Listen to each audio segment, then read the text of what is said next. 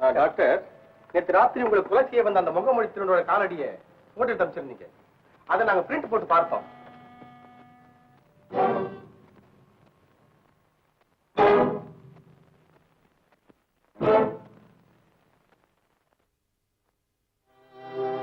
Superintendent ஆச்சரியப்பட்டாருங்க.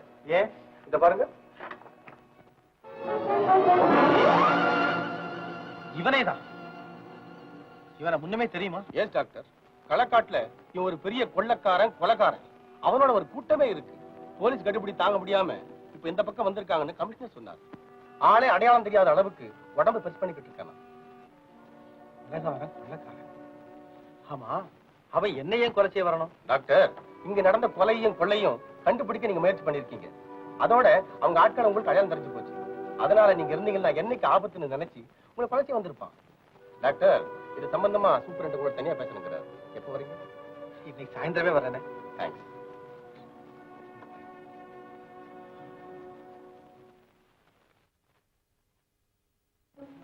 Doctor, இதுக்கு முன்னாலே உங்ககிட்ட சொன்னேன், என்னைக்கும் சொல்றேன், கொலை செய்யறவனை கண்டுபிடிக்கிறது உயிர் ஆபத்து. உயிரை பத்தி யார் கவலைப்படுறாங்க?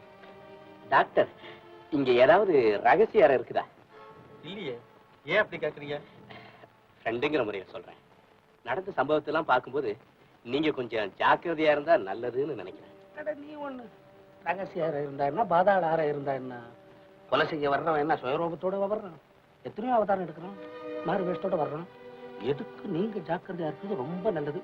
இல்ல அவனை கண்டுபிடிக்கிற வேலையை கைவிட்டு விடுறது அதை விட ரொம்ப நல்லது.